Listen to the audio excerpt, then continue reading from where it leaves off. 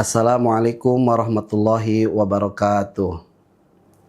Pemirsa yang budiman rahimakumullah, alhamdulillahirabbil alamin, wabihi nasta'in wa ala umuri dunya waddin. Assalatu wassalamu ala asrafil anbiya'i wal mursalin. Asyhadu an la ilaha illallah al-malikul haqqul mubin wa asyhadu anna Muhammadan abduhu wa rasuluh shadiqul wa'dil amin. Pemirsa yang budiman rahimakumullah, alhamdulillah, puji syukur kehadirat Allah yang telah memberikan nikmat-nikmatnya kepada kita semua, sehingga kita masih diberikan kesempatan berjumpa di bulan yang penuh berkah ini, yakni bulan suci Ramadan. Pada kesempatan kali ini, marilah sama-sama kita bermuhasabah dalam rangka untuk memperbaiki diri kita dan juga evaluasi diri kita sebagaimana anjuran Nabi dan juga hadis Nabi Sallallahu Alaihi Wasallam yang berbunyi, man shoma ramadhana imanan wahtisaban ghufira lahu ma taqaddama min zambi.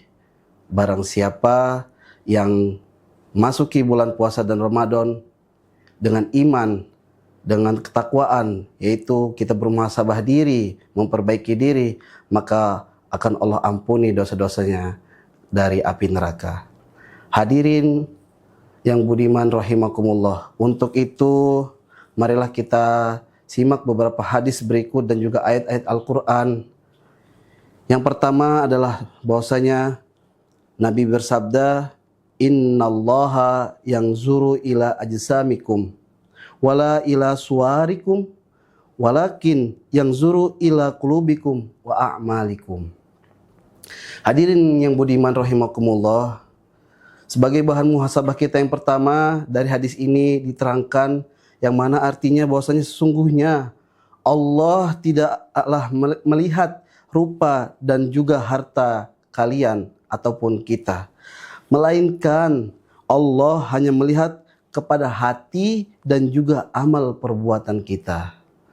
Hadirin yang budiman rahimakumullah, penjelasannya yaitu yang pertama bahwasanya Allah tidak melihat fisik daripada kita. Allah tidak memandang seberapa kita bagus pakaian kita, seberapa kita pintar kita, seberapa kita tampan kita, bahkan kuat ataupun lemah kita, melainkan daripada itu yang Allah lihat di sini adalah qulubukum, yaitu hati kita. Allah melihat keikhlasan, Allah melihat prasangka baik daripada hati kita. Bahkan juga yang dinilai dari Allah adalah a'malikum, yaitu perbuatan-perbuatan kita yang kita buat itu semata-mata perbuatan baik karena Allah, ataukah perbuatan baik yang agar dinilai dan dilihat oleh manusia semata. Kenapa disebut a'malikum? Karena di beberapa ayat Al-Quran juga Allah menjelaskan bahwasanya Allah berfirman, a'udzubillahi minasyaitonirrajim, bismillahirrahmanirrahim. Dalam surat Al-Mulk Allah telah menjelaskan yang berbunyi,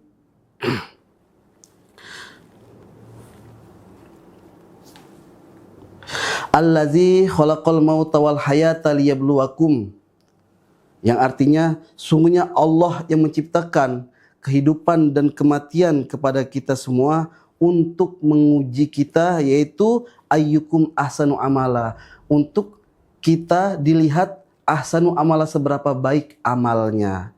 Nah, jadi daripada itu semua, hadirin rahimakumullah, marilah kita bermuhasabah, yaitu dengan cara melihat amal-amal kita sejauh ini. Apakah sudah amal kita ikhlas karena Allah, amal kita semata-mata hanya untuk dipandang Allah, atau sebaliknya amalan kita berharap dilihat oleh orang semata, berharap dinilai oleh atasan kita, oleh teman kita, atau keluarga kita.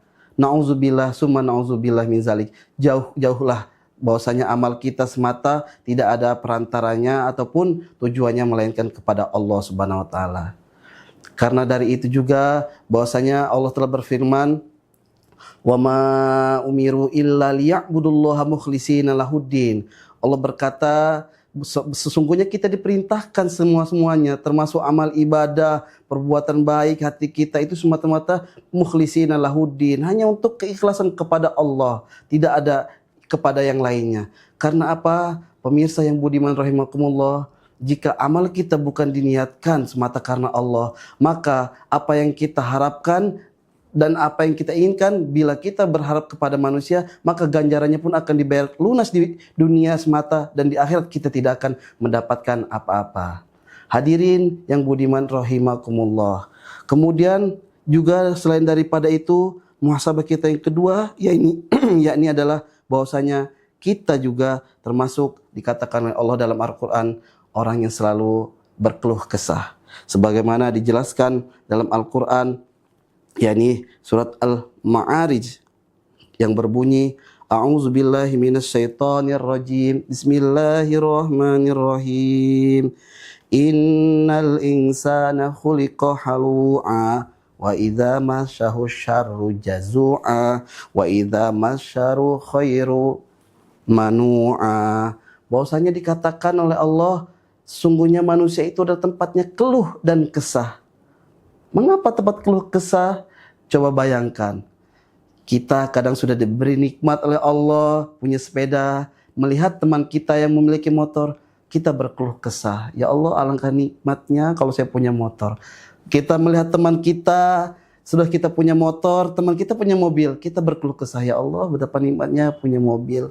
Padahal di ayat lain Allah mengatakan bahwasanya, wa iza ta'azzana la in syakartum la azidannakum wa la in kafartum inna azabi lasyadid. Bahwa siapa yang bersyukur kepadaku, kata Allah, akan ku nikmatnya ditambah, akan ku perbanyak nikmatnya ditambah lebih banyak. Walaupun dia punya sepeda, mungkin dia akan diberikan kesehatan, mungkin dia diberikan kecukupan tenang hatinya, mungkin dia diberikan keluarga yang rukun. Tapi sebaliknya, wala in kafartum, dia tidak mensyukuri, kufur atas nikmat Allah, maka Allah katakan inna azabi lasyadid. Bayangkan, kita punya sepeda, kita punya motor, punya mobil, tidak bersyukur, masih pingin yang terus-terusnya, kita selalu mengeluh. Sebagaimana yang dikatakan innal insana khuliqa halu'a, manusia itu selalu keluh kesah. Apa yang Allah berikan? Inna azabil syadid. Azab Allah sangat pedih. Baik di dunia maupun di akhirat, Allah akan langsung berikan. Ada orang punya mobil, tapi jasadnya atau fisik badannya tidak sehat. Bayangkan, dia mau kemana-mana harus menggunakan mobil. Karena apa? Dia tidak bisa terkena hujan, tidak bisa terkena angin. Kena hujan dikit, angin dikit, dia flu. Bayangkan, mobilnya digunakan bukan untuk pergi ke masjid. Allah beratkan langkahnya, maka mobil itu hanya untuk digunakan untuk kemana? Ke rumah sakit, kontrol, berobat. Bayangkan, apakah itu termasuk nikmat? Tidak. Itu yang dikatakan inna azabila syadid. Melainkan itu semua sebagian daripada azab Allah Subhanahu wa taala. Hadirin yang budiman rahimakumullah, mungkin dari beberapa muhasabah itu masih banyak muhasabah lain. Harapannya setelah kita bermuhasabah ini, semoga Allah senantiasa memberikan kekuatan iman kepada kita, sehingga kita menjadi hamba-hamba yang bersyukur, hamba-hamba yang mukhlisin, ikhlas berbuat amal kepada Allah Subhanahu wa taala. Mungkin itu yang dapat saya sampaikan. Saya kepada Allah saya mohon ampun, kepada hadirin yang budiman saya mohon maaf jika terdapat salah kata. Akhirul kalam, wallahu muwaffiq ila aqwamit thoriq. Wassalamualaikum warahmatullahi wabarakatuh.